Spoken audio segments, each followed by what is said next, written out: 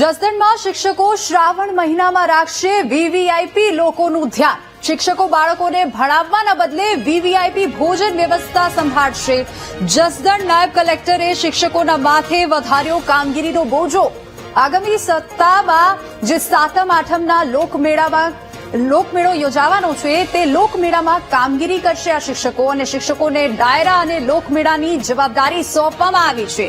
શ્રી ઘેલા સોમનાથ મંદિરમાં શિક્ષકોને જવાબદારી સોંપવામાં આવી છે. હવે શિક્ષકો બાળકોને ભણાવે કે વીવીઆઈપી લોકોની વ્યવસ્થા કરે તે એક પ્રશ્ન અહીંયા ઉભો થાય છે. મેળામાં વીવીઆઈપી લોકોના ભોજનની વ્યવસ્થાની કામગીરી સોંપાતા આખો વિવાદ સર્જાયો છે. જસદણ નાયબ કલેક્ટરના પરિપત્રથી વિવાદ ઉભો થયો છે. શ્રાવણ માસમાં શિક્ષકો અને આચાર્યોને ફરજ બજાવવા પરિપત્રમાં આદેશ કરવામાં આવ્યો છે.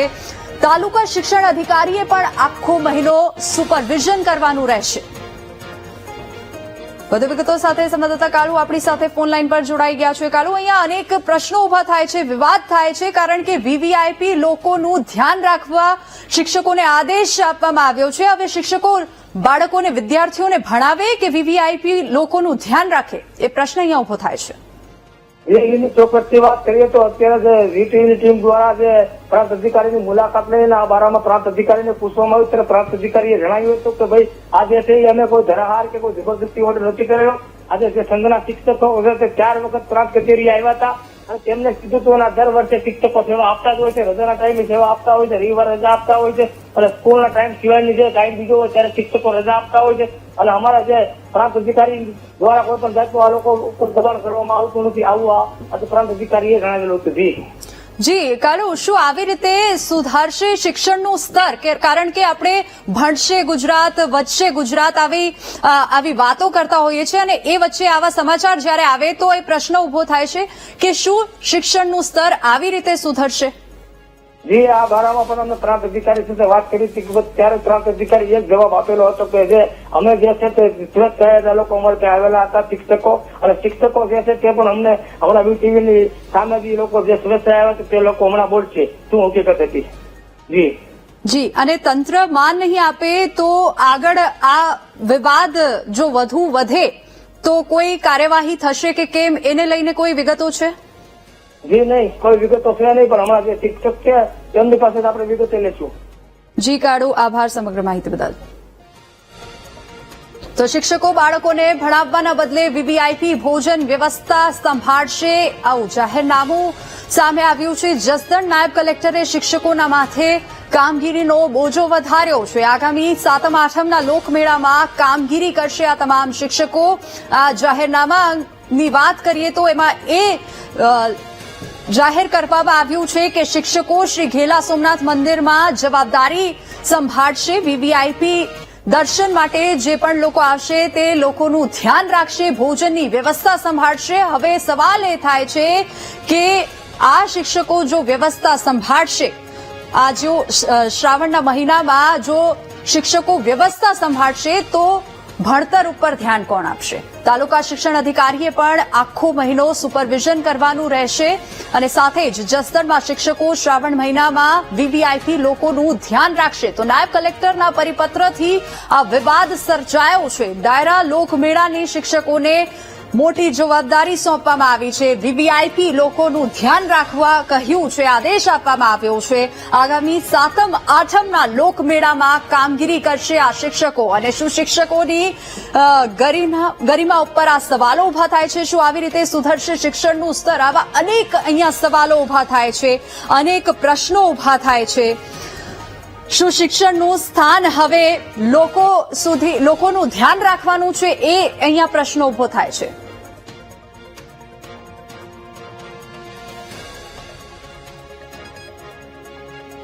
તો આ જ મુદ્દે ચર્ચા કરવા માટે આપણી સાથે ભીખાભાઈ પટેલ, અધ્યક્ષ અખિલ ભારતીય રાષ્ટ્રીય શૈક્ષણિક મહાસંઘ જોડાઈ ગયા છે. ભીખાભાઈ, ખૂબ ખૂબ સ્વાગત છે આપનું.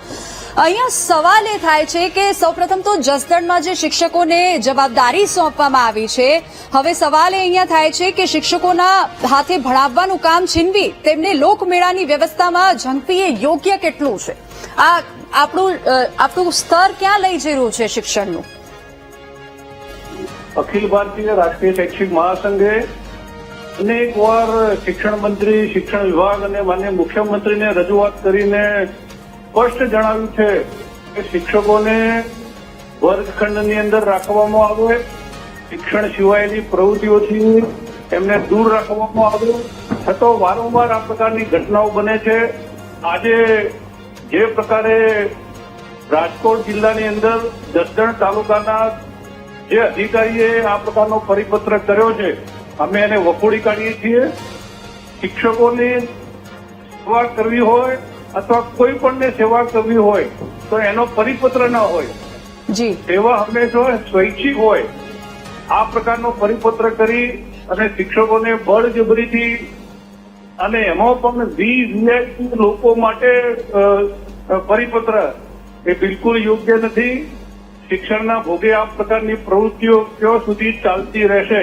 અમે આપના માધ્યમથી માનનીય મુખ્યમંત્રીને વિનંતી કરીએ છીએ કે આપ સ્પષ્ટ પરિપત્ર કરી અને ન છૂટકે ચૂંટણી સિવાયની કામગીરી કરવા માટેનો પરિપત્ર એને પણ અમે સ્વીકારતા નથી, પણ ન છૂટકે એ સિવાયની કામગીરી કરવા માટેની જે અમારી માગણી છે એનો સ્પષ્ટ પરિપત્ર માનનીય મુખ્યમંત્રી કાર્યાલયથી થાય અને આવનારા સમયની અંદર કોઈ પણ તાલુકામાં, કોઈ પણ જિલ્લાની અંદર શિક્ષકોને આ પ્રકારની કામગીરી કરવા માટેનો બાધ્ય કરવામાં ન આવે એવી અમે આગ્રહભરી મુખ્યમંત્રીને અપીલ કરીએ છીએ. અવારનવાર તાલુકા પંચાયતથી કરીને જિલ્લા પંચાયતના સરકારના અધિકારીઓ આ પ્રકારનો પરિપત્ર કરતા હોય છે, એની સીધી અસર શિક્ષણ ઉપર થતી જ હોય છે. આ પરિપત્રની અંદર કદાચ શાળા સમય બાદ લખ્યું હશે તો પણ શાળા સમય બાદની કરેલી કામગીરીની અસર પણ ત્રીજા દિવસે શિક્ષણ કાર્યની અંદર વર્ગખંડની અંદર પડતી જ હોય છે અને એના કારણે જયારે આખા ગુજરાતની અંદર હજારો શિક્ષકોની ઘટ હોય ત્યારે આ પ્રકારના પરિપત્રો કરી અને શિક્ષણના ભોગે જયારે આ પ્રવૃત્તિઓ થતી હોય ત્યારે અમારો સ્પષ્ટ આગ્રહ છે કે કોઈ પણ અધિકારી આ પ્રકારના પરિપત્રથી દૂર રહે. ના છૂટકે અમારે આ બાબતે કડક કંઈક કાર્યવાહી કરવી પડે સંગઠન તરીકે તો અમે ચોક્કસ કરીશું. પણ આ તબક્કે અમે સરકાર પાસે અપેક્ષા રાખીએ છીએ કે આવા પરિપત્રો વારંવાર થતા હોય છે, એની સ્પષ્ટ એક નીતિ, ચોક્કસ નીતિ બનાવવામાં આવે અને નીતિ અનુસંધાને કેવળ ચૂંટણીલક્ષી સિવાયની કામગીરી બાકીના બધા જ શિક્ષકો હોય પ્રાથમિક, માધ્યમિક એમાંથી એને બાકાત રાખવામાં આવે એવી અમે નમ્ર અપીલ કરી છે. જી ભીખાભાઈ, આભાર અમારી સાથે જોડાવા બદલ. તો આ જ મુદ્દે વધુ ચર્ચા કરવા માટે અમારી સાથે ગુજરાત કોંગ્રેસના મુખ્ય પ્રવક્તા ડોક્ટર મનીષ દોશી પણ આપણી સાથે જોડાઈ ગયા છે. મનીષભાઈ, ખૂબ સ્વાગત છે આપનું વીટીવી ન્યૂઝ પર. મનીષભાઈ, પ્રશ્ન અહીંયા એ ઉભો થાય છે કે દર વર્ષે આ પ્રકારનો મેળો પણ યોજાતો હોય છે અને દર વર્ષે આ મેળાને લઈને આયોજન કરવામાં આવે છે. તો પહેલો પ્રશ્ન એ કે શું મેન પાવર નથી? બીજો પ્રશ્ન એ કે શું શિક્ષકો જો અહીંયા ધ્યાન રાખશે તો વિદ્યાર્થીઓને કોણ સંભાળશે?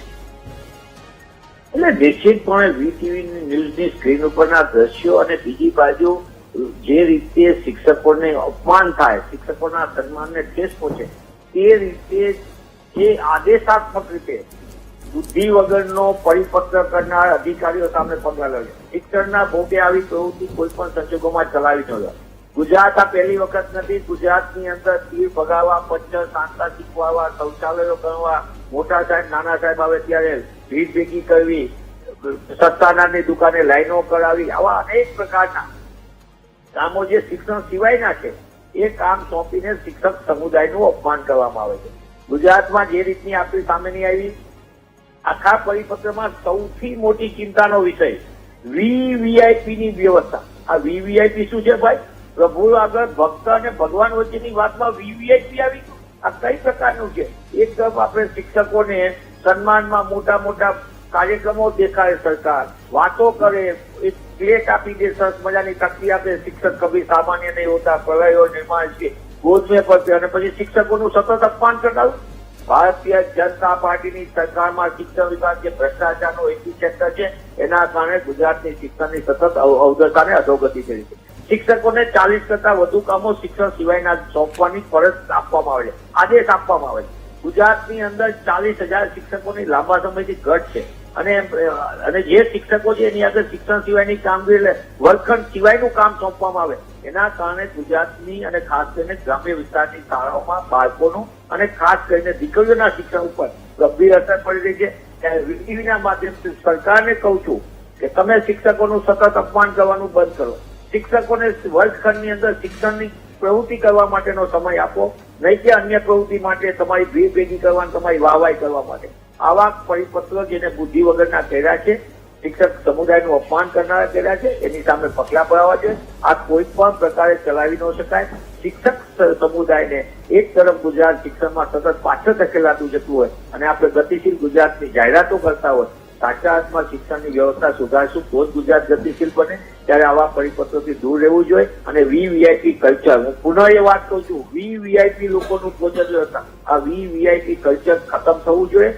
ભગવાન અને ભક્ત વચ્ચે એમાં બધા સરખા જ હોય, બધા શ્રદ્ધાથી આવતા હોય. હું પણ શ્રદ્ધા રાખું, હું પણ લાઈનમાં આવું, બધા લાઈનમાં આવે તો મને એમ લાગે છે કે આપણે સૌના માટે સારું થશે અને ગુજરાતની શિક્ષણ વ્યવસ્થાને આપણે સુધારા તરફ લઈ જઈ શકશું. જી મનીષભાઈ, આભાર અમારી સાથે જોડાવા બદલ. તો મનીષભાઈ કોંગ્રેસના મુખ્ય પ્રવક્તા, એમનું પણ કહેવું કે આ બુદ્ધિ વગરનો પરિપત્ર જાહેર કરવામાં આવ્યો છે. ભાજપની સરકારમાં શિક્ષણ વિભાગ ભ્રષ્ટાચારનું એપી સેન્ટર બન્યો છે. આ નિવેદન આપ્યું છે વીટીવી ન્યૂઝ પર મનીષ દોશીએ.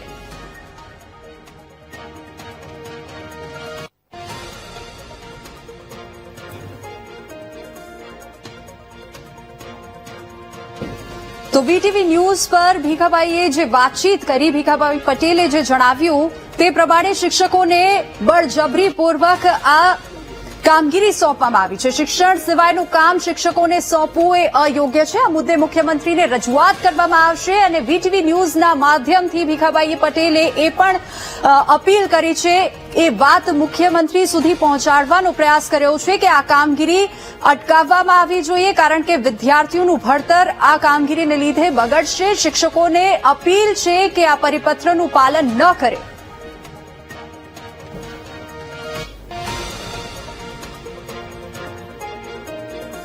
શિક્ષણ સિવાયનું કામ શિક્ષકોને સોંપવું યોગ્ય નથી.